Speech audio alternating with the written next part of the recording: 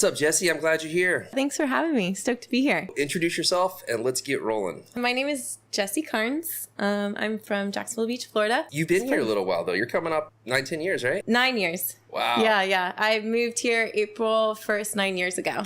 Wow. And that's when I think you and I became neighbors as well. Yeah, geez, I didn't think about it that way. You had just rolled in. Mm-hmm.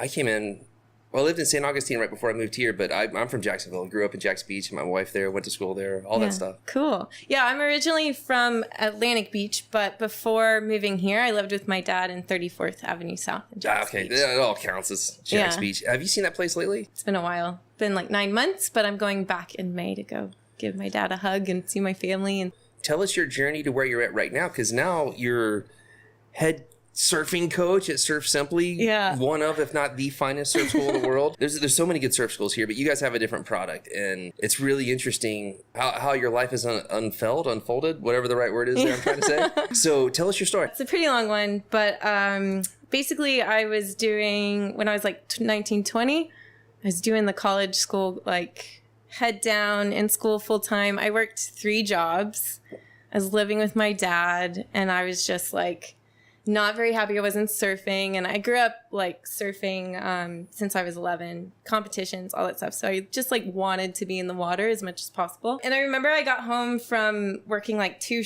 different shifts at 2 different places, just got done with a class in university, and come home and my dad's like, it's time. He's like, you got to get car insurance, health insurance, life insurance.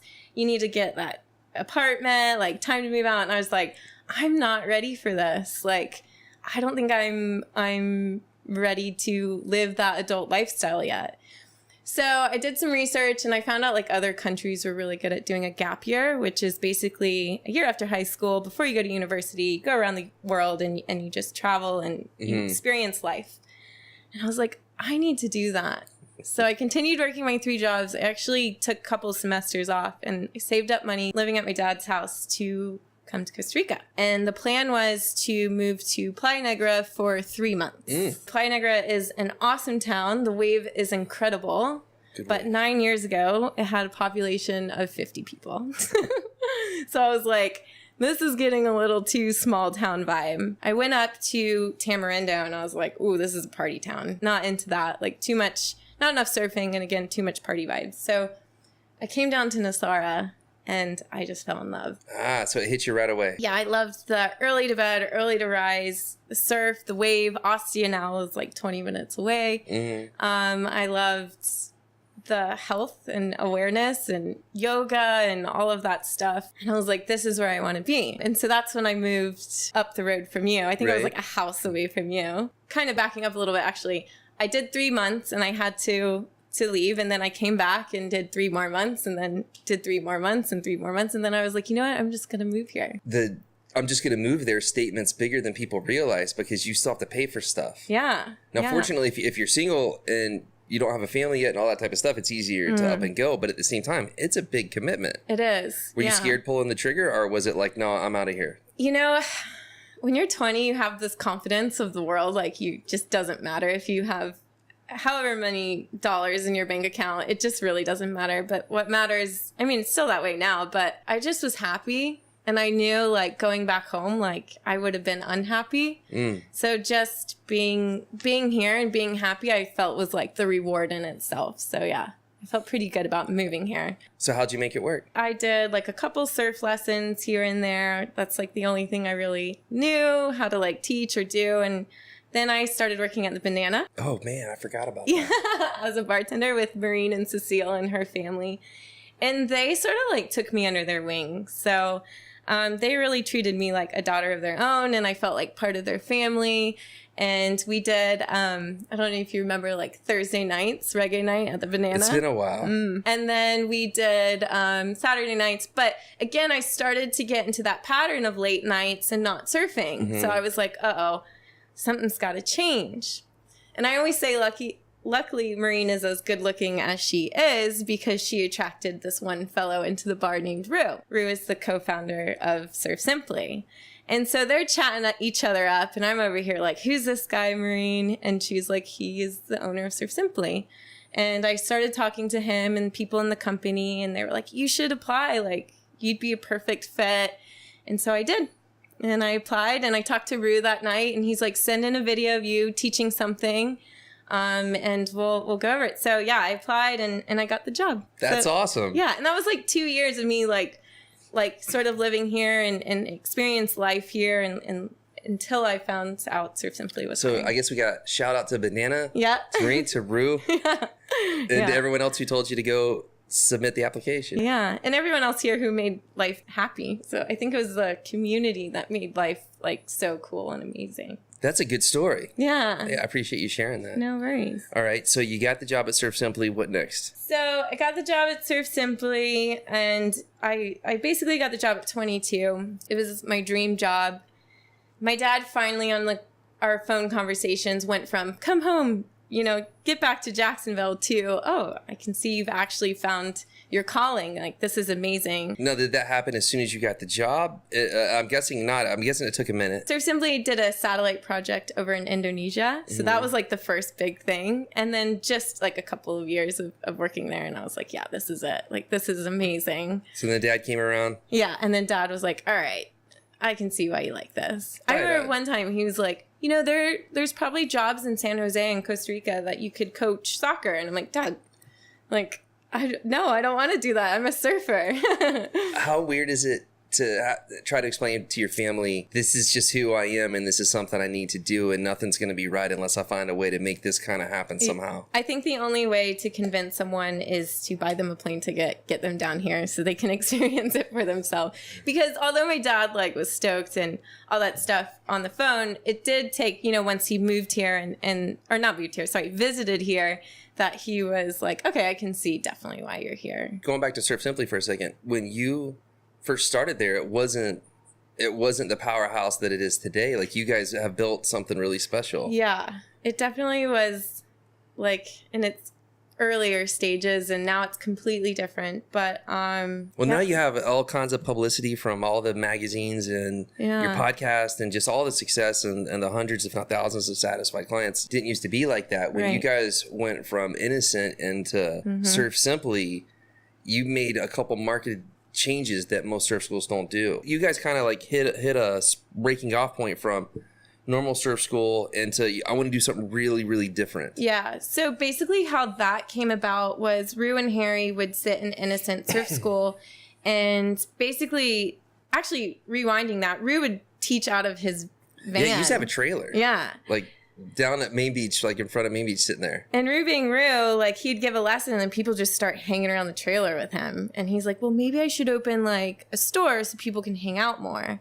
And then then they opened the store and people were hanging out like more. And he's like, all right, him and Harry, I think, came up with the idea of like, maybe we should open like a place where people can stay like Saturday to Saturday and like just give them all of this information that's just cooped up in our brains. And then that's just how Surf Simply and the resort that was by Bodhi Tree started, is like, all right, let's do a Saturday to Saturday, all inclusive, like take you out to restaurants, have a chef cook for you, teach you surfing, like you sleep, you eat, you surf all day, like sort of atmosphere. Seems like your timing was perfect as far as joining the team right when you kind of hit that acceleration curve. Surf Simply's approach is just so different. Like, it's very technical. Like, we're not just trying to push you into waves and have a good time. Like, we're trying to teach yourself how to continue to surf. So when you leave that week at Surf Simply, you're still growing as a surfer and you're still adapting as a surfer from your week at Surf Simply. So I feel like that's one of the biggest reasons of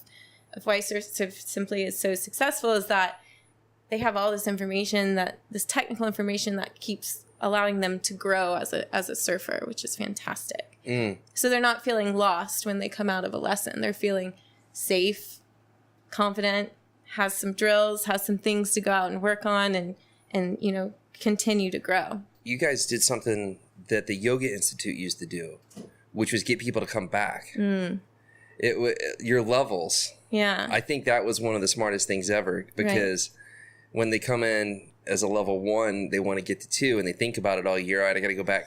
Yeah. I got to get to here. Now I got to get to there. Yeah. By forecasting where they're going, you keep hope and people keep thinking about it and it stays alive. Yeah, yeah. And you guys are cannibalistic. Yeah. And that you have tons of repeat clientele. Right. So Congratulations. Thanks. Well, thank you guys. You guys have been phenomenal for the community and do a lot of good stuff that people, you guys don't ask for credit for it, but you do. Between the bomberos and a couple other key things, you guys really do stuff. But a lot of people have a lot of beef with you guys.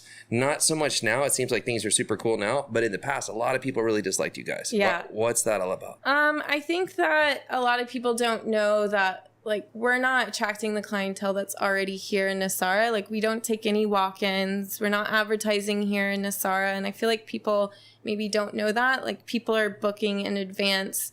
All of our advertisement is online. All of our marketing is online. Like, we're not going around grabbing people off the streets who are looking for that one-off surf lesson.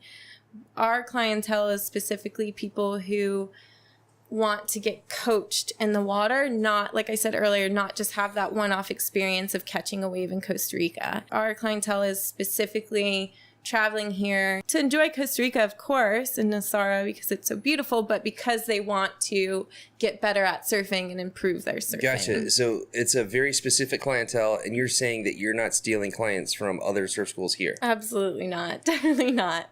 If anything, like, if people can't make that week or anything like that, if they can't get in to the Surf Simply program, we actually refer them out to, Nelson, who's just on your podcast, we give him lots of clientele. We send out a lot of info for all the other surf schools around town, for sure. Definitely. So it's a pretty intense program. So the people are coming in are signing up for that duration and intensity. Yes, and that's sure.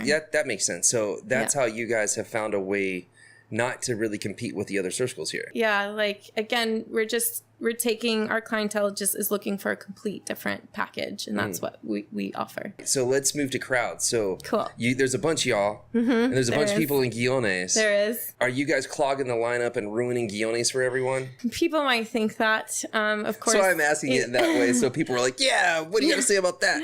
Yeah, exactly. A couple of things on this. The first thing, before we send anyone out the back, they have to know etiquette. And we teach surf etiquette the first day that they arrive, the first day of the program. So that's super important. The other thing that we teach people before they go out the back or catch an unbroken wave is how to maneuver and control the surfboard. We teach them board mechanics, how a board turns, how it stops, how it accelerates, how to carve, change direction. So we give our surfers specific tools and techniques that they can use out in the water to avoid collisions, as in changing direction on a surfboard. Etiquette, so they don't drop in on anyone, and respect other surfers around them. And, one of the part of etiquette is can't take every single wave that comes to you. Like, sharing is caring. And that's, one of the things that we really try to highlight. And we really try to work well with Safari, who surfs right next to us. Like, we stay in our sort of area, in our zone, and we just make sure that their guys are getting tons of waves, our guys are getting tons of waves. Free surfers that come through that, sit in the middle of our pack, that we're like, hey, you want this wave, go for it. So we really try to get the ego out of it and communicate. Because I think that's what goes wrong in most lineups around the world. Is you're surfing a heavy peak with lots of people. No one communicates. They sit there with their face, like, no one's smiling, their face down, and they're like, oh, I'm going to get waves, and they look scary, and we're all over here. I call it mean face. Mean face. I don't like mean face. And we just want to let everyone know, like, hey, we're going to get some waves, and we're going to communicate. So you guys your instructors aren't going over and stealing the waves from the Safari clients, and they're stealing them from yours, and you guys fight about it later on the beach and all that stuff? Right. And I honestly, we don't like to fight with anyone. We don't ever argue or anything. We like to talk about it face to face, rational and nice and calm. It seems like by introducing surf etiquette day one as part of the program, that probably alleviates the majority of your issues. Yeah. And of course, accidents are going to happen. So eventually, say someone accidentally drops in on someone, part of that etiquette, as well as going up to the person, apologizing, noticing what they've done wrong, and then learning from it. The other thing that we do is we video almost every situation. So say someone, drops in on someone, we show that client that video and say, look, that person did have priority. Look how you're not looking over your shoulder in the direction of priority. You need to be looking over that shoulder towards the peak more to recognize that person has priority and to go. That's a good point. So there's a lot of learning lessons in that video. Oh my gosh, yeah, for sure. So we try to video almost every single day. And video hurts to watch. It's a little bit like a podcast for the first time. Oh man, seeing yourself talk and how your face moves and just everything. Yeah, but we look at it from a very objective point of view. Like, we're looking at specific techniques, and we're looking for consistent mistakes and solutions to improve those mistakes. So the resort's up. Mm-hmm. Tell me about that place real quick. So I know you and Harry talked a lot about it on the last podcast, but the new resort is life-changing. Why?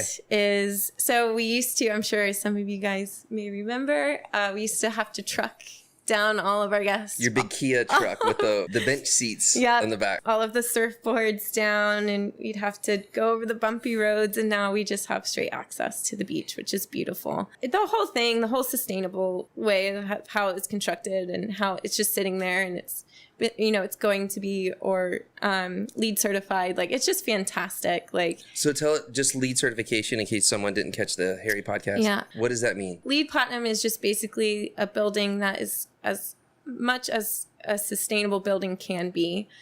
So we use rainwater as our water. We reuse the water that has been used. Gray water goes, back into the garden, and it's been treated and all that stuff. And then all of our AC and everything is off solar panels. So all of our electricity is off solar panels. So it's really rewarding to know that we're in the jungle. We're not wasting or using too much as a business. Of course, it's a small town, and people don't like change. Yes. And when something's going on, like, people weren't too happy, and I was honored enough to help find the piece when Rue was putting it together, and I was like, that one right there. Yeah. The reason why I thought it was so great was because you're right bordering a nature preserve. You do have the beach really close by, and I also knew you guys would be like a potential model for other people. Right. But I also knew, and Rue knew this too. To give shout out to Rue, he was like, the first couple of years are probably we're gonna catch some flack, but then after people see what we do and how we do it, I think it's gonna balance out. And I'd say that he called it. That's exactly what happened. Yeah, I feel like we've done just that too. People don't like change. There's so much hate, and if you do cut a tree, people are mad. I remember the first big tree that went down, it was hate towards you guys, like no one's business. And then actions are louder than words, so people are like, well, maybe they're saying this, but the tree's down. And then the point was, do you know how many they just planted? Right, yeah. Do you know how much they just offset that existence? And it's a shame. Of course, anytime an older tree has to come down, it's horrible. But you can offset, you can do amazing things. And I don't know, I guess I talk about you guys a lot because I catch a lot of flack for selling a lot. Thanks, Rich. And then also, you guys have been our biggest referral source for our existence. Like, you guys mean the world to us. You might not know it, but you do. Yeah. Here's what I tell people straight up. Even the biggest haters, even your neighbors, when initially they were so mad, I said it to all of them. If everyone built the way those guys built, this town's going to be just fine. And I stand by it. Yeah, I do too. So you guys, as a motto, when people roll in, it's like, what's that? Now it's a good story. Well, now the construction's gone. The new trees are there, and I feel like it actually looks beautiful. Like, people walk by and they're like, oh, what is that? It looks awesome. It looks gorgeous. That's a LEED Platinum certified surf school. Yeah, exactly. That everyone thought was doing everything wrong, and it turns out they're doing a lot right. Yeah, yeah. So I like this story. Yeah, I do too. I think it's good. It's special. Anytime you can turn lemons into lemonade, that's super positive. Yeah, very positive. I don't know. Let's talk about Nosara for a little bit, because Nosara is going through a growth period unlike ever before, really. Yeah. When you first moved here, we didn't have any publicity. Right. You only kind of came here if someone told you about it. Yeah. You know what I mean? Like, there was no reason to go to Nosara. It's hard to get to. The access was difficult. We didn't have that many bridges getting in the rainy season, you might get stuck. Yada, yada, yada, all that stuff. I do remember we did get stuck one year. That's what I'm getting at. So it didn't really make all that much sense to come here. And also, the wave's really not a phenomenal wave as far as performance oriented. It's not a heavy wave. It doesn't barrel. Like, it's not, it's just not like that. But it's incredibly consistent. It breaks it every tide, every day. And it's a phenomenal spot to have a surf school, right? Right, yeah. So when we first moved here, there wasn't as many surf schools. There were already a lot, but there wasn't as many. And now there's tons, right? We have a couple dozen surf schools. I'm going to say there's about 25. Okay. So Surf Simply, back when it was innocent and Rue, you didn't have the same clientele at that time that you do now. A lot's happened. The publicity has changed.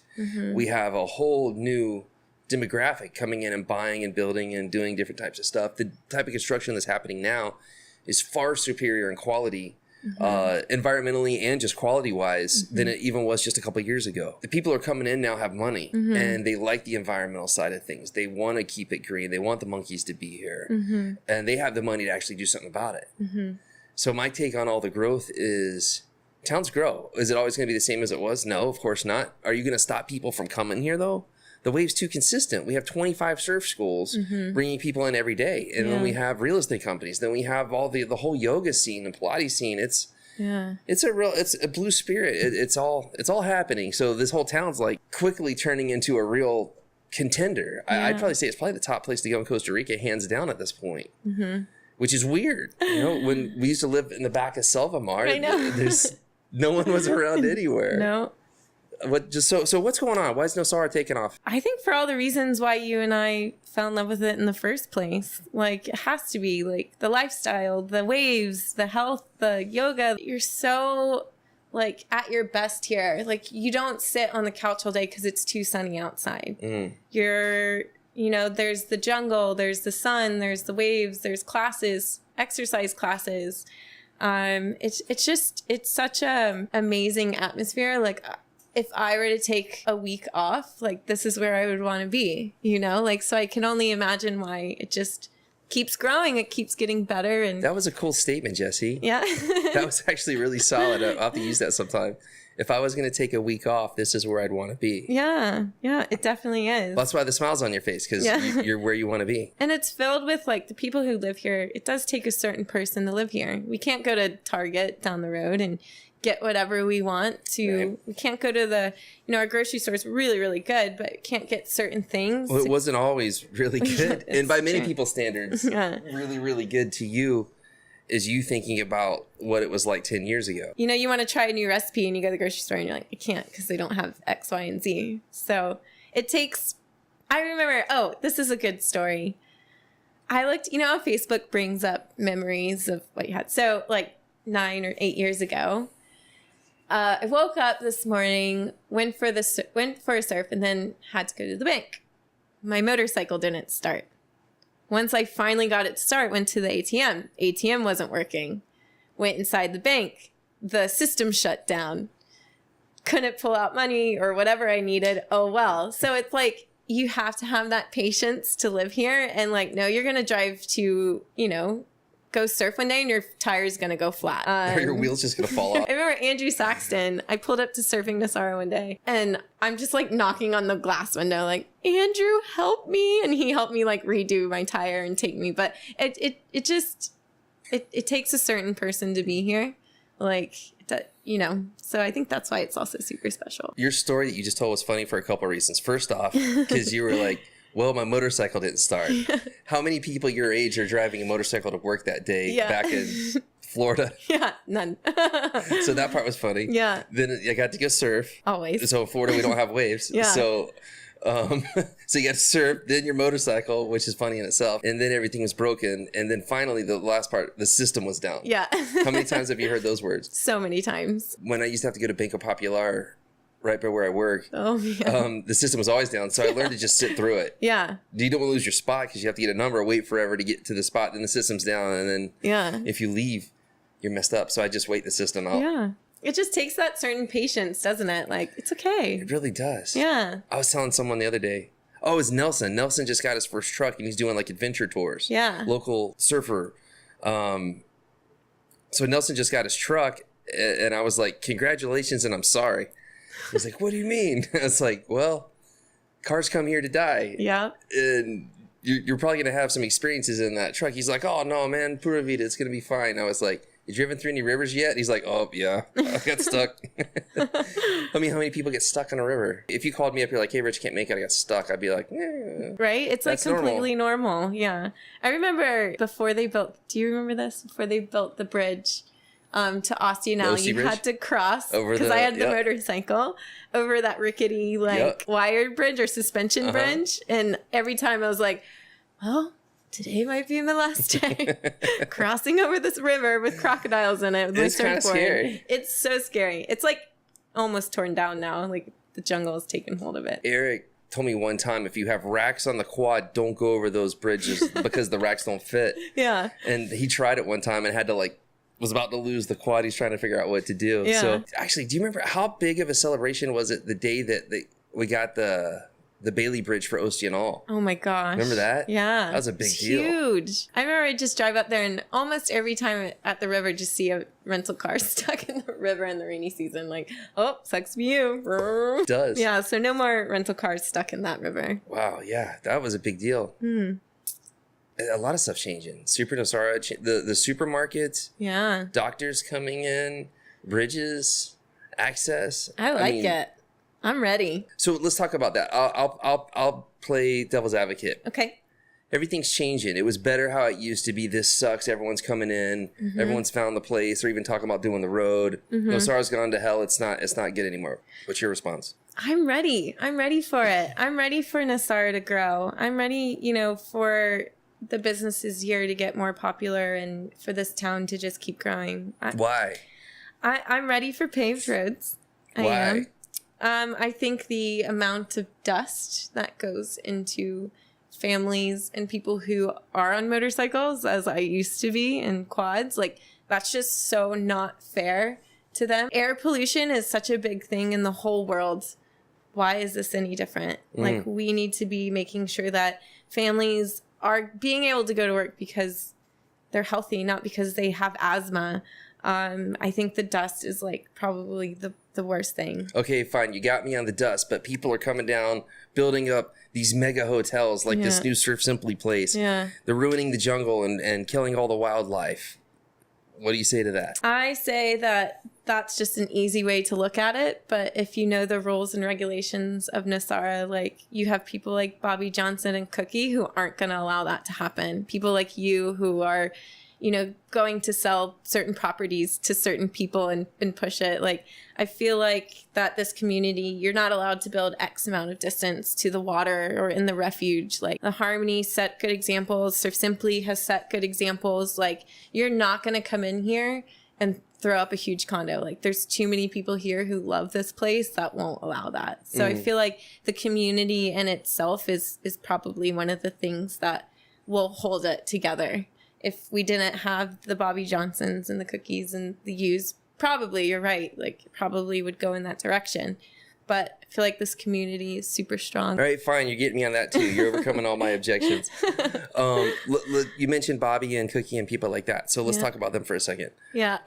They are tough. Yeah. Super tough. Yeah.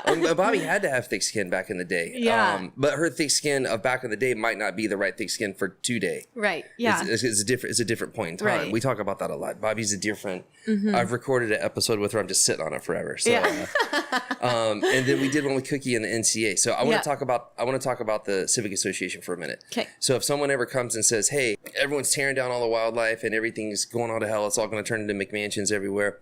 First off, it's just not possible. As long as we keep these green areas, behind the Harmony, behind the Nomadic, behind there, that green area, that and the other green areas that the Bobbies have fought so long for, and Cookie's now fighting for, and all of us who are members of the NCA are fighting for it by supporting the NCA. The NCA is the one who helped when the golf course project didn't happen and they turned the golf course holes into green areas. They're the ones who fought to keep it that way. Yeah. But people have tried to take that away from Nosara because they're not federal reserves.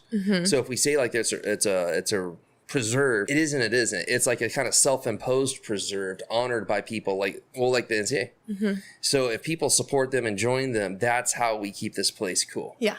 Yeah. But if we don't support them, then we could lose it. It could be a mess. So that's why we try to get everybody on the NCA bandwagon. And if you have a beef with NCA from 1994, 98, and 2004, and even 2014, that is way in the past. Yeah. We have a new NCA. We have our first TICA female president leading it. And Cookie is opening up lines of communication with Nicoya that I didn't think would ever happen. Right. And normally we just always think in Nicoya, it's like, oh, they hate us. We're like... I feel like people don't know how much she is in the middle of that battle.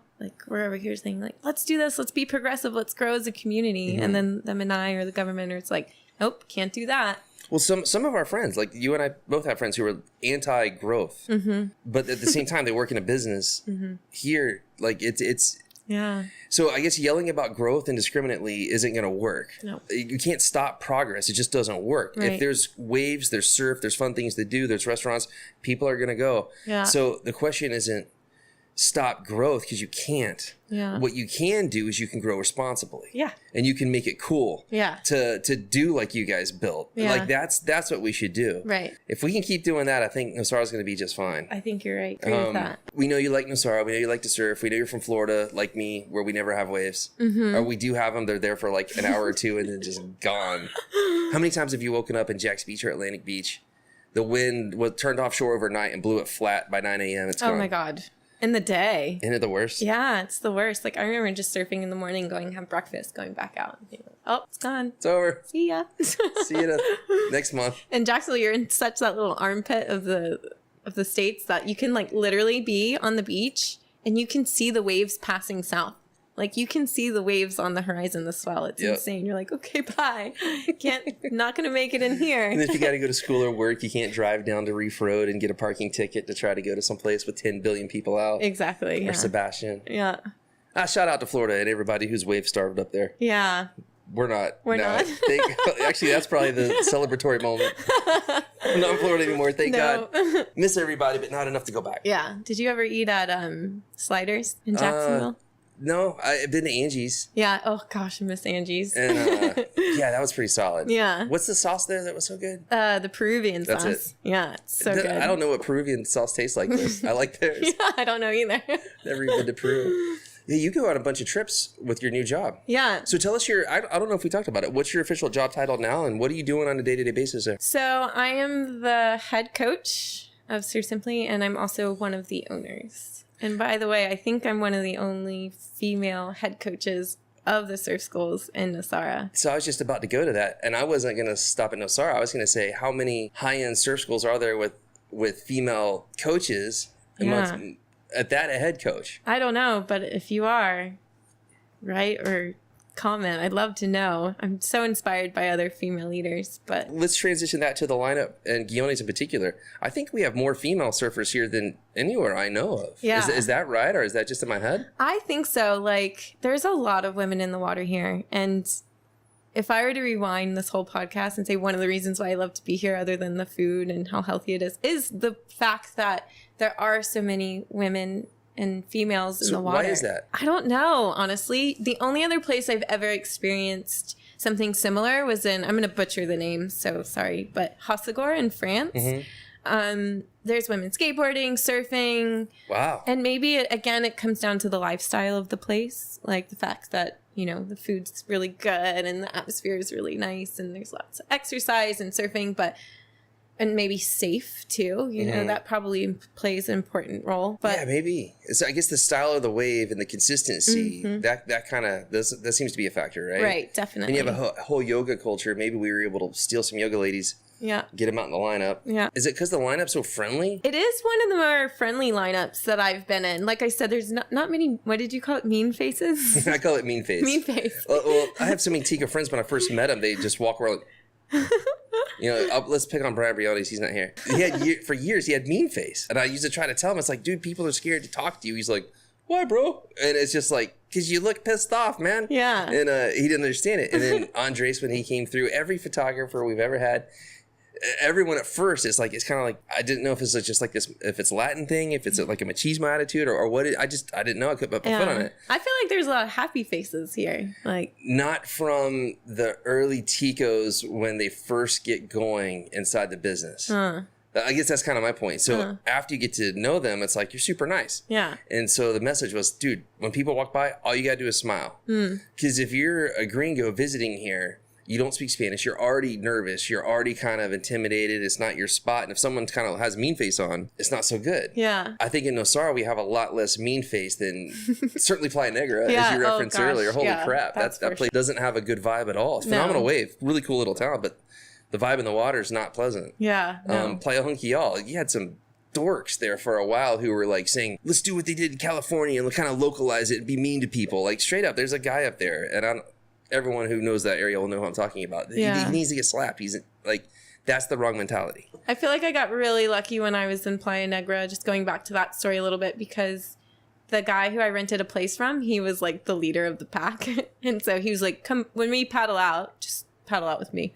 And like took me right up to the beginning of the start of the lineup. And I just, from then on, just kept getting waves and waves. Which is great for you. That's great for you. But for the family that visited the area, they got treated poorly. Right. And that's one of the reasons why that town actually sputters to this day. I'm on record saying that. It's just the truth. I'm not going to hide it. Probably the reason why that area, outside of water issues, doesn't get going is it's not the nicest vibe. Yeah. I remember starting to surf here and seeing all the people who lived here, and they were all super stoked with me, like super happy. And Jessie, what would you say to other women who are interested in surfing? Because a lot of women, a lot of places feel that men feel like, well, I'm the man, I'm going to take the wave. I'm stronger than you, I can get the wave. And they feel a little cautious or nervous about paddling out. What's your experience here in our area as far as that goes? I feel like if you're pretty confident with your surf etiquette and controlling your surfboard in and out of the lineup, then this place is extremely encouraging, supportive of any female surfer. So you don't get vibe because you're a female, people don't steal your waves? Absolutely not. Absolutely not. I've even not had position or priority, and I've been given waves multiple times. So I think that this place, like I said, is just so encouraging to women in the lineup. Yeah. That's awesome to hear. It's awesome to witness and see. You know, you hear a lot of stories of, you know, especially from our clientele at Surf Simply, is like, I just get dropped in on nonstop. And, you know, I've been places that you see it. And I've been dropped in on in places because they don't know if I can surf or ride down the line. But here it's just the complete opposite. It's really, really special. I think that's the coolest thing about this place. Yeah. It's super crowded. Yeah. Not denying that. No. But it is the nicest lineup in the world, in my opinion. Yeah. I can't think of any spot that's nicer. Yeah. And the locals here, they don't like to fight. No. The people who start the fights are not from Nosara. They aren't. They're people from other areas that surf harder waves, and then they approach that mentality here, and they don't realize it's just not like that. Yeah.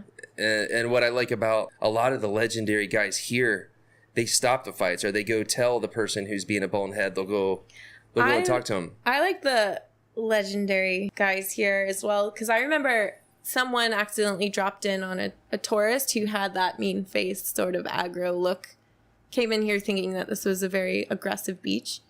And then all of the legendary guys like got together and they were like, dude, we're sorry, like chill, you know, like it was an accident. But they were all there together supporting each other. And they're like, you can't come to this beach and be mean. Like, this is just a nice beach. And I remember watching it and I was sitting in the corner like, oh, this is awesome. I'm home. I'm home. And just being so stoked at the fellow locals here that were just, you know, sticking together. It's cool. Yeah, man. Yeah. I couldn't agree more. Yeah. Like, hands down. What do you like to do personally for fun? Like, what do you do when you're not surfing? If I'm not surfing, I'm either exercising. Doing what? Exercising? That doesn't sound fun. No, it's not fun. But I only exercise so I don't get injured with my job. What type of exercises? So lately I've been working out with Rocio. She's amazing and she does HIIT training. Shout out to Rocio. Yeah, she's incredible if anyone's interested. Yeah. And not in a bad way. Like, I don't mean that in a mean way. I'm saying she's a beast, as in she's committed, she's in shape, and she moved here and she's going hard. She's a surfer as well, so her knowledge on surfing is just, and the body of a surfer is just so on it. I love eating food. But mostly horseback riding. Ah, okay. So you're into horses. Yes. 110%. That's probably, I remember I had to choose when I was 14 years old between surf competition and horse competition. And my parents were basically like, we can't afford both. You got to pick one or the other. And a 14-year-old, I was like, what does that mean? I want them both, you know? And so I remember from then on, like, I'm going to live somewhere where I can afford to do both. And I found that place, but yeah. Interesting. Yeah, isn't that funny? Yeah, it's a formative experience. Yeah. So horseback riding has definitely been my passion since I was like 8 years old. I started horseback riding before surfing. And this community, for those of you who don't know and are interested in horseback riding, is so strong. Like, there's so many horse riders here that you would not know of. So it's a cool horse riding community. So tell us about topes and just some other events that a non-horse rider might not know about. Usually once a year, sometimes more in Nosara. There's other topes and fiestas around town or around the country, obviously. But once a year, I think it's around January, late January, we have a fiesta. And the day before, or the day of the main fiestas, which is usually a Saturday, they do a tope. And a tope is basically like a horse parade. And all the horses in the area come around, or horses, all the people with horses in the area come around and they participate in this tope. And it's just, again, part of the community, bringing the community together, appreciating animals, which I think is huge. Is it like Christmas for you? I always say the fiestas in Nosara are better than Christmas Day. Oh, nice. It's better. It's so much better. It's like my Christmas Day. Yeah, it's literally the best day ever. So you have a horse now, or do you rent them, or what do you do? I have a horse. His name is Ozzy, like Ozzy Osbourne. I found him and purchased him in Ostia now, and I've had him for about 6 years. Is he super nice to you, or kind of grumpy? At first, I got him when he was 4, so he's like super alegre, like he was super hot, and like he liked to do the tope dance and all that crazy stuff. I fell off of him a couple of times, but now he's like super chill. He's like the most mellow horse ever, and he loves the ocean and he loves the beach. Whoa. Yeah, it's really cool. Hey, that's getting bad for you because a lot of people don't want horses on the beach. I know. Tell us about that. So I do see both sides to that story. And one of the sides is respecting the horse owners who live and have a business off riding horses and taking people on tours. And if you haven't or didn't know this, as a kid, I always dreamed of riding a horse and cantering on the beach. Like that's the I'm getting barreled at pipeline equivalent. For those of you who don't know, riding a horse on the beach is like the ultimate tube. And I did not know that. Yeah, it's like incredible. It's you've reached the peak of horseback riding if you're riding on the beach, walking in the ocean with a horse. It's like, oh. And so I definitely see that side of the business for the locals around here who have horses, like Boca Tours, you have Misamoras down in Garza, you have Jorge across the street from the Bamba and Carrie with Playa Ponies, and they're all just such incredible people. And just knowing that that support goes to them and they're going to respect the laws of the beach and being on the beach. They're, again, I said cantering down the beach, but they don't. You know, they stay to the path. They stay at low tide so they don't injure any animals or mess up the wildlife or anything like that. So it's they're really on it as far as regulations go. It seems like you're split down the middle, but you want to ride your horse. Yeah. Is that what I'm getting? Yeah, basically, yeah. All right. Well, fair enough. So let's move into Nosara dislikes. I know you don't like dust very much. Don't like dust. What are your top dislikes about this place that we live? So I have like 2 that comes to mind. I wish that there was more of like a sidewalk road biking community, and that kind of goes along with the roads as well and the dust. But I would love one day to have like just a community, like a trail, a bike trail that you could do that takes you all over. So like a bike trail that if you only own a bike and you have to get to the beach to work or back to Super Nosara, that you have that access. I think a bike trail in any community is really, really cool. What was the second thing? We're on dislikes right now. Dislikes. Yeah. Well, I dislike that fact that there isn't anything there. What else? Oh, I dislike the fact that it's not very safe for friends or family to go to the beach at night. Yeah, I really, really dislike that. Now, that being said, I grew up on the beach in Jacksonville, and it's still not safe alone to go on the beach, and I get that. But it's still like here, if a group of girls and my friends were to go on the beach, like I wouldn't feel comfortable. So that's kind of a dislike. Yeah. Road issues, crime issues. I know. Those are pretty good dislikes. Yeah. What else? What do I dislike? Yeah, I don't know. Roads and crime, those are pretty solid dislikes. There's plenty to dislike there. Yeah, sorry about that. I'm just blanking a little bit. Yeah, those are my two biggest things, I would say. All right, those are actually pretty good answers in my opinion. Good. All right, so let's bounce over into your podcast. Tell us about that. I love our podcast. So Surf Simply has a podcast. I'm one of their biggest fans. It's all about surf culture, science, surf news. It just kind of covers everything that, if you know my friends like Rue and Harry and all the friends that I work with, like it just kind of creates their little bubble, and it's really interesting. Like I love it. It's really, really good. For me, it seems like you guys you follow surfing and that's always your backbone, but it just seems like you guys find interesting things along the way and you get to talk about what you want to talk about. Yeah, I like that we call out people's heroes, like Kelly Slater. Like, if he's saying something that isn't scientifically true, or I don't know, like Rue's just in there like, all right, let's call Kelly Slater out on this one, which I think is so cool because no one's going to do that ever. So I think, yeah, it's cool in that aspect. What's the worst thing about your podcast or your least favorite aspect of it? When Harry doesn't press the record button. I can't say anything bad about Harry because he helped get us started. Yes. So without Harry, I don't know if we're sitting here right now. That's because he's gone through many of times of not pressing the record button with me, and we have to do it all over again. Do you go back and record just your spot, or do you have to redo the thing? No, the whole thing. Or if he leaves the AC on or something, the sound's off, I'm just like, Harry. But no, he's awesome at producing it.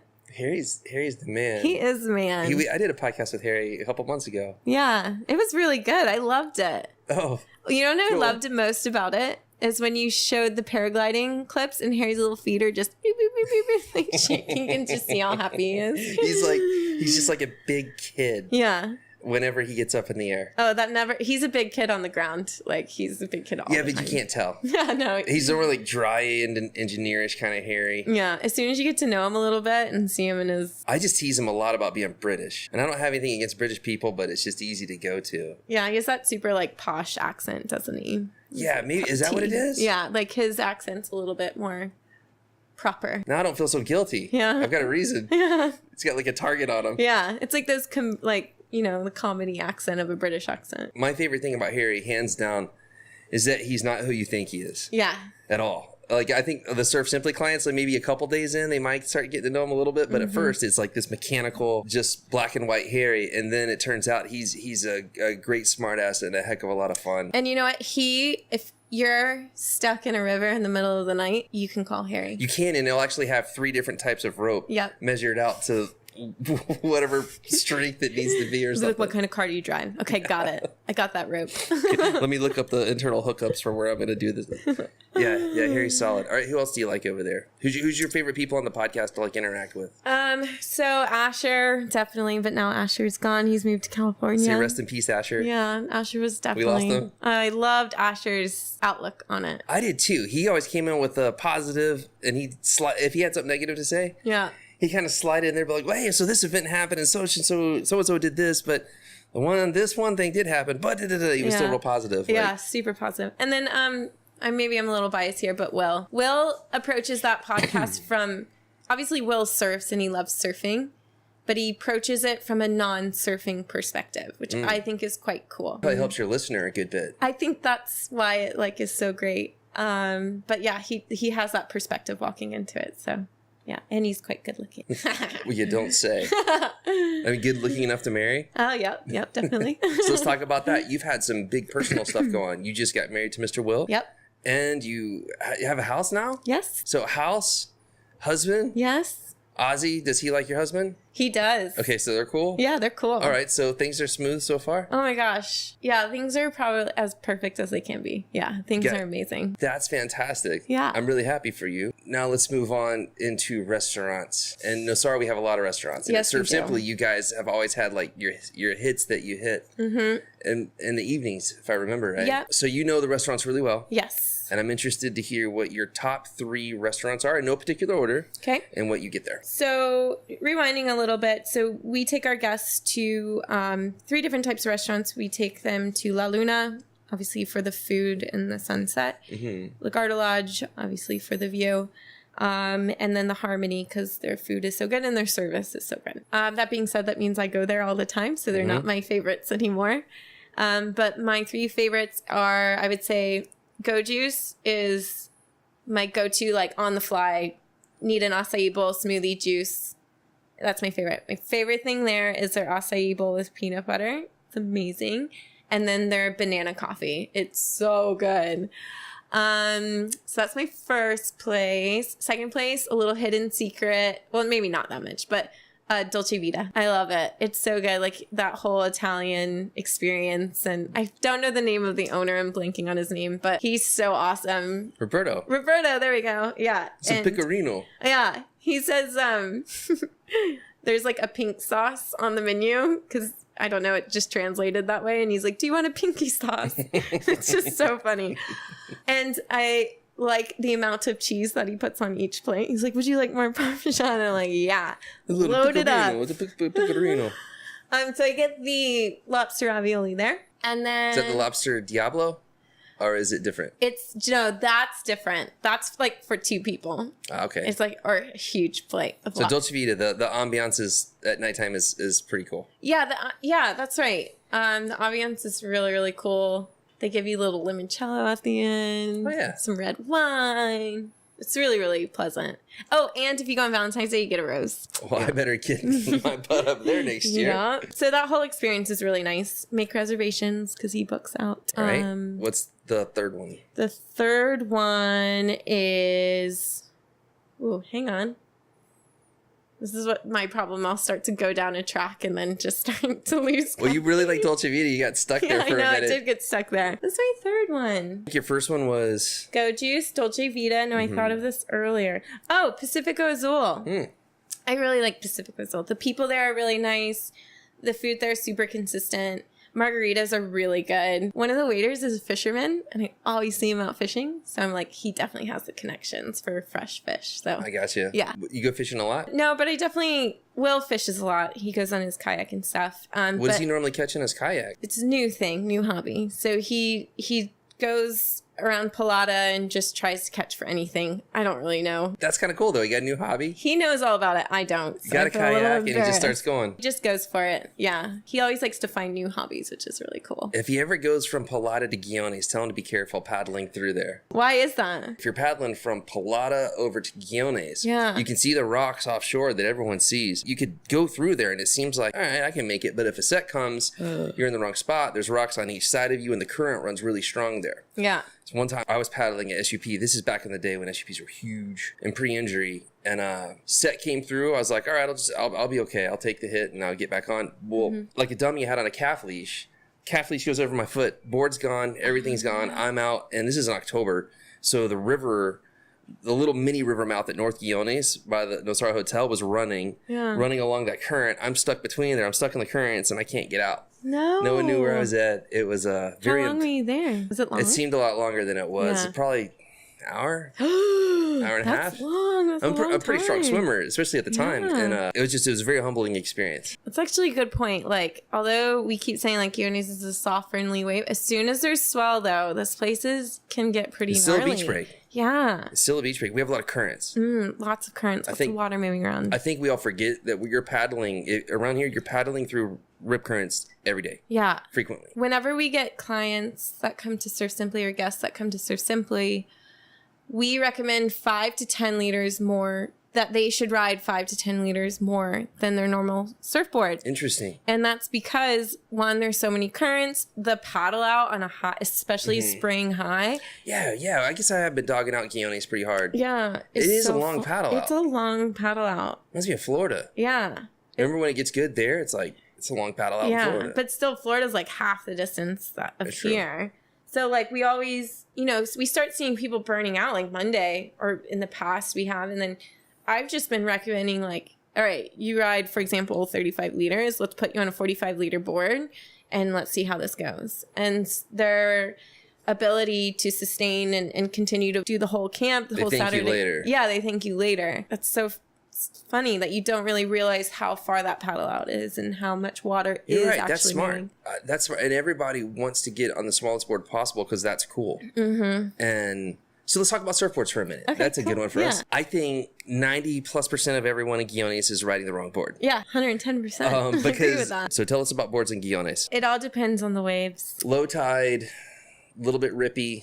There's still some waves out there. Stomach to head high. I still say go like 5 liters again above what's recommended, because if it's low tide and that means the wave is breaking fast, you want to get into the wave a lot sooner. You want to have paddle speed. That's going to be your best bet, so you're not getting stuck in the lip and getting thrown over the falls. Okay, high tide. Okay. Same size. What's your answer? A fish. Something, again, 5 to 10 liters more. This is me. This references I'm going off of my ability of surfing. But 10 liters for you as an experienced surfer, that's a lot. Yeah. Yeah. But still, I would definitely go for it because if I'm working on something, if I have a drill, I want to try to share, of course, but catch as many waves as I can to keep working on that drill. All right. So you just said something that I think, and I love to talk about surfboards, so this part of the conversation is fun for me. And I think that's why I like hanging out with you guys so much. Yeah. And a lot of your podcasts, because you go into detail about Yeah. the technical aspects, which is kind of fun. Yeah. You are a very experienced surfer, and you are saying you go up 10 liters for paddling capacity, Yeah. even though you don't necessarily need to. Right. Yeah. Anywhere from 5 to 10. Now, if it's really small, I'll definitely jump on my longboard for sure. My nose rider, just because there's no point in struggling. I think now, like, my shoulders are where they are and they're just so slow and sluggish that, like, I'm like, all right, I just want to be as efficient as possible on my longboard and catch any wave that comes to me. I kind of share that sentiment. My deal is, though, is I hate sinking. Yeah. I absolutely hate sinking, and I'm a massive dude.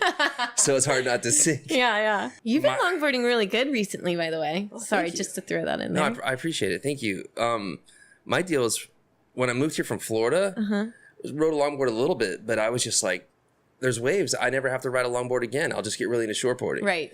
So then I started riding shortboards all the time, but I noticed my satisfaction of getting out of the water was going lower and lower. Yeah. It got down to where I went from being happy just to be here down to 80, 70 and down probably like 50%. I got out of the water equally disappointed or happy, and that was really low ratios because living in Costa Rica has been my dream. Right. What I was doing was I was doing what everyone does. Right. I was getting to where I was surfing better. Now I could start hitting a little better. I start doing occasional airs, start doing this and that. And then it just caught up to me to where it's like, if it didn't have a wall and there wasn't something strong enough to hit, there's nothing worse for me than having to do a cutback on a shortboard that you can't lean into or do anything simply because you just don't have the speed. And how many people do you see still in that struggle today? 90+% of the surfers in Keelis.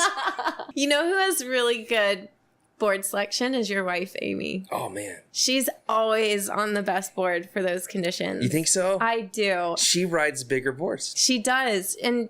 But she has a quiver. Like, she doesn't just ride one board. Right. I've seen her on multiple, your boards, like everyone, different boards. But every time the conditions are good, I look over at Amy and I'm like, oh, she's on the right board again. And she's just flying on the line. Shout out to A-Bear. But what drives me nuts about her, and it really does bother me, she only paddles one or two strokes. I know. She doesn't paddle. Everyone else has to paddle and is really trying to get in. She's just I'll just airdrop into this thing. And then I'll just set up and I'll stylishly she'll wait all day. And then she'll catch her set wave and get one really, really good one. And then I'm jealous. And that pretty much sums up surfing with Amy. Yeah, she conserves energy very well, doesn't she? She's not a heavy, frequent paddler. She doesn't... She has so many shortboards. She just don't like them. She likes a something a little bit bigger. It gets her into it, and she likes late drops. Yep, that's her thing. She's good at it. She always makes that drop. Always. I'll throw myself under the bus on one. We were in Nicaragua, and it was about waist high and perfect. I mean, picture perfect. Where in Nicaragua? It's kind of up towards Panga Drops, Colorado's area, just past there. This was before we got our operation going on that you came up to and checked out. Yeah. This is pre all that. So anyway, it's about waist high, stomach high, perfect waves for her. Yeah. So I go out and I'm trying desperately to get barreled. I just can't fit. So I keep pulling in and just get drilled. It's about 8 inches deep. Yeah.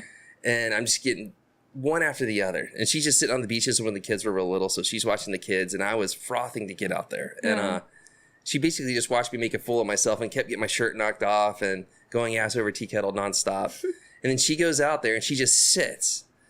And I'm watching the kids and I'm like, yo, catch some, get going. And she's just she's just gonna do her own thing. You don't tell Amy what to do. Amy does what she wants whenever she wants, and that's just how it's gonna be. And she's always ends up catching the wave of the day. So a couple came through right at the end. She can get so low. So can my son Elisha. They can get so low. She gets down low, gets crazy barreled.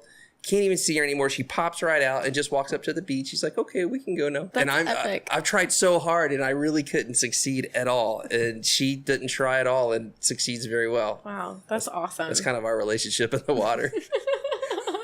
I'm out there trying so hard. She makes it look effortless. She doesn't really have any interest in learning to rip. She doesn't She doesn't want to talk about surfboards. Yeah. It's like, hey, well, we could do this and this, and you could change this. She just wants to go surf. Just give her something with a little extra float. Yeah. And, make her not have to paddle much, and she'll airdrop into whatever. Yeah, she's awesome. She's one of the many females out here, so she's great. What's your favorite wave in the world that you surf? My favorite wave in the world is a wave called Roxy's. It's in Indonesia in the Mentawais. It's like an hour or very close to macaronis. It's a right reef break, but it's almost identical to macaronis, but it's a right rather than a left.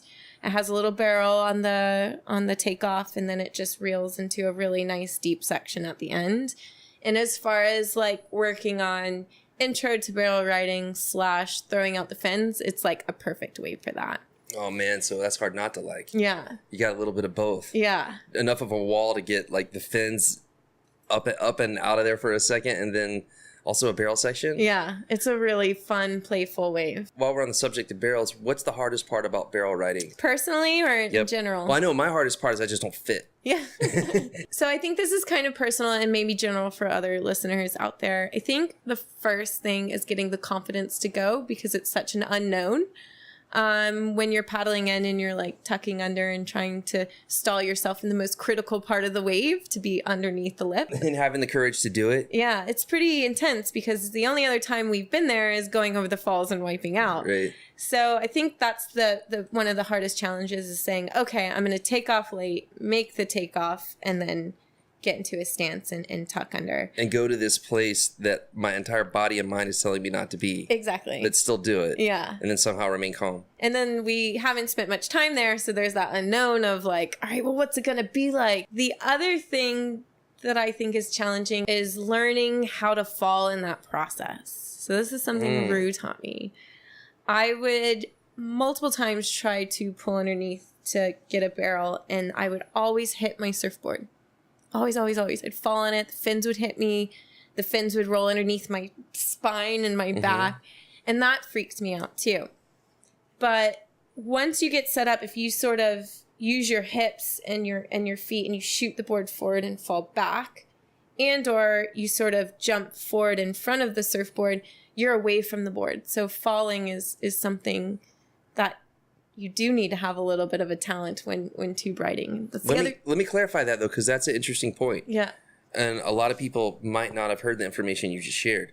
So what you're saying is fall forward or fall backward, but not side to side. Yeah, because if you fall towards the beach, you're going to have like the lip and maybe the board. And the board gets sucked up and comes back. Right. And then if you fall towards the wave, you get sucked up. The other way around. Yeah, the other way around. Exactly. So I've always liked to jump forward in front of the board. And the other thing I also like to try to do is just stay in there as long as possible. Like until that, it's about to shut down on me. I'm just like hooked in there. Back to the mental part of it. That's hard to do because staying in, your body's saying get out. Right. I'm trying to explain this to my son Elisha. He's 11 and he's just now getting to the spot where it's about time to pull him here and there. Yeah. And I'm saying, son, just stay in there. And he's like, but it's scary, Dad. And it's like, the best advice I would say is go for all the closeouts and don't have ambition of making it out.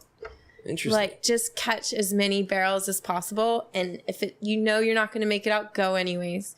Because again, the more you're experiencing that wipeout and jumping off the board, the more confident you're going to get. And then when that opportunity arises of when the barrel does stay open, you have a better chance of holding on and holding your line to then eventually make it out of that barrel. Man, it's almost like you're a surf coach or something. That's such a good idea. Yeah, so everyone approaches it the other way. It's like, well, let me just go for this kind of little cover up. Nope. And then I'll go a little more, and then I'll go a little more. And it generally doesn't work out. That works, but think about the time frame. It takes a long time. That's going to take a long time.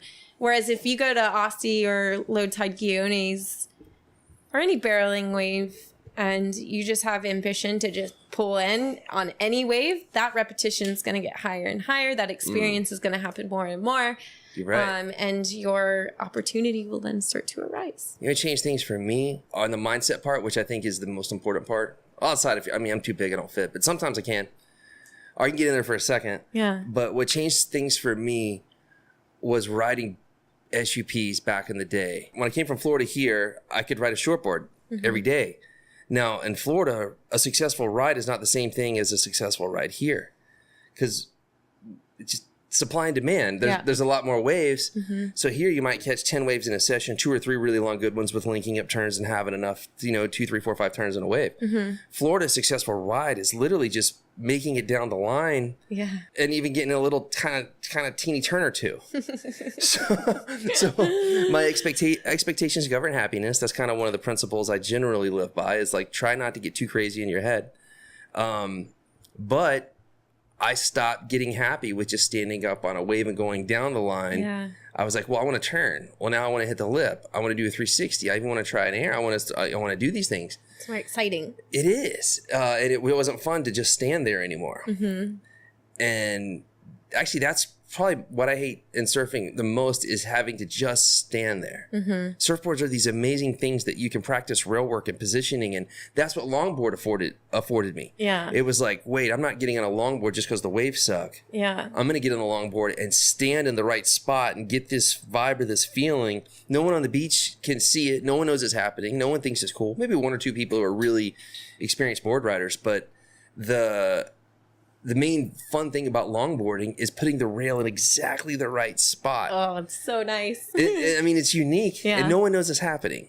But if you just get on a longboard and you just stand there, what a gross misuse of this amazing tool God's given us. Like, oh man, it drives me nuts. Like, I have a saying when I'm surf coaching, and I'm like, all right, would you rather listen to like a really long, boring song, and that's your equivalent to standing up and just riding down the line, or a short but exciting song, which is like, even if you fall, a tempting like bottom turn to top turn. And like, if you think about it from the musical point of view, like, oh, I'd much rather listen to a nice short but fun, exciting song. Like, that's how I think approaching surfing. Like, that's a good analogy.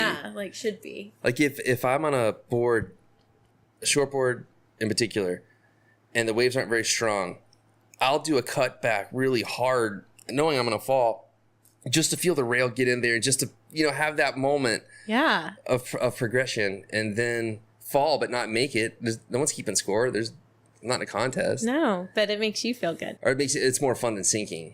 Or having to do some BS boggy turn where that's not any fun. No. I'd rather fall 1,000 times doing something than just kind of going through the motions. But then again, the best surfer is the one having the most fun. We all say, right?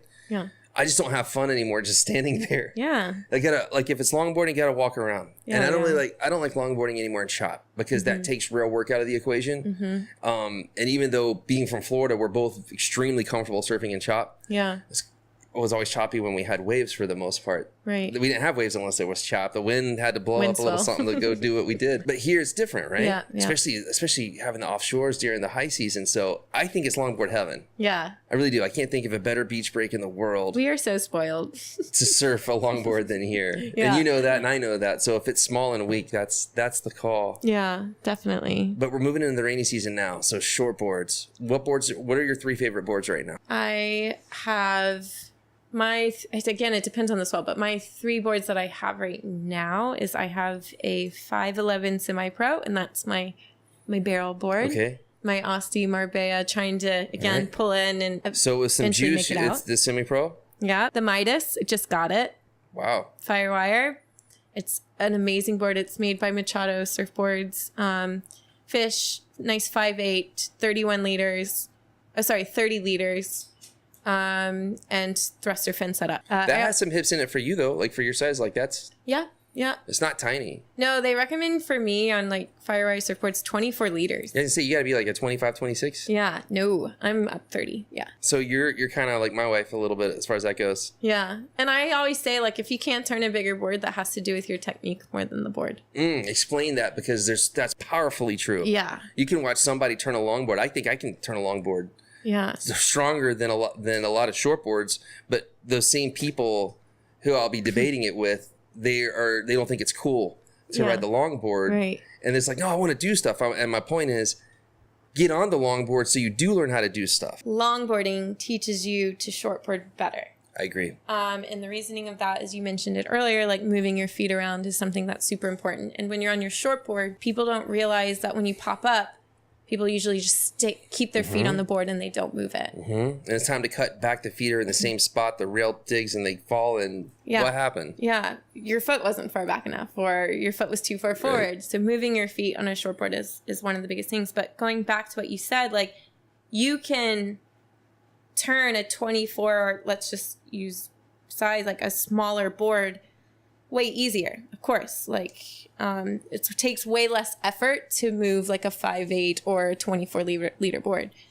But is it going to carry out of the turn with speed? Are you pushing the turn, or are you using your rail?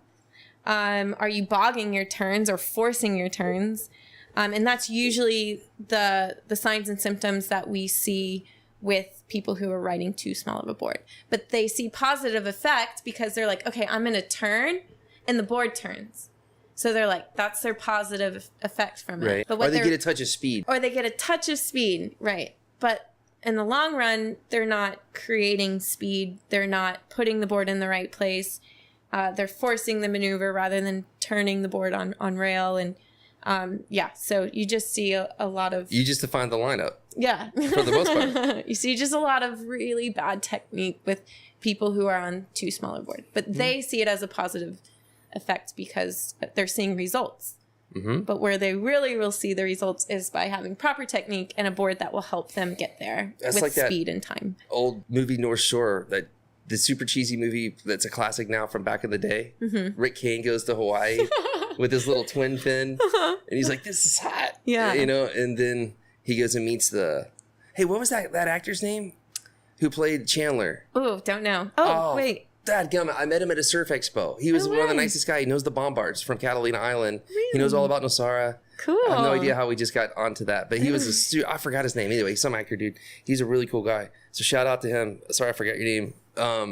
But he takes the Rick Kane, the actor, and puts him on an old plank, like an old Hawaiian board with no fin. Oh, wow. And then makes him go through the whole progression back. And it was cheesy in a movie, but it's true. I'm telling you, it's true. Yeah. I couldn't agree more with what you were just saying, though. That's spot on accurate. If you want to take your shortboarding forward, go get a big old board and learn how to turn it. Right. A friend of me told me this, and it really stuck to me.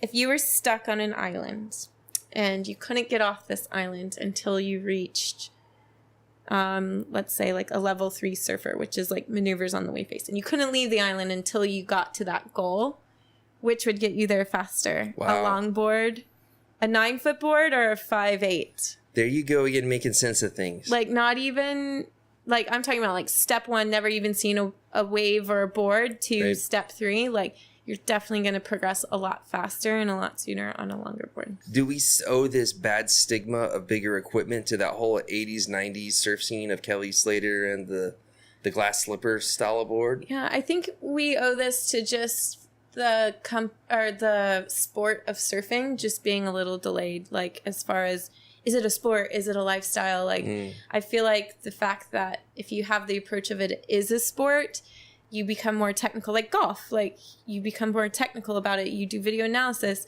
and just the more information that's put out there, which there isn't, let's be honest, in surfing, a lot of technical information out there, the more you're going to improve. And I just feel like in the sport world, as far as surfing goes, it's just a little behind. So I feel like ego's attached to it a little bit. Imagine that. Yeah, like we've seen in probably other sports in history. Isn't it okay? So let's talk bad about surfing for a second.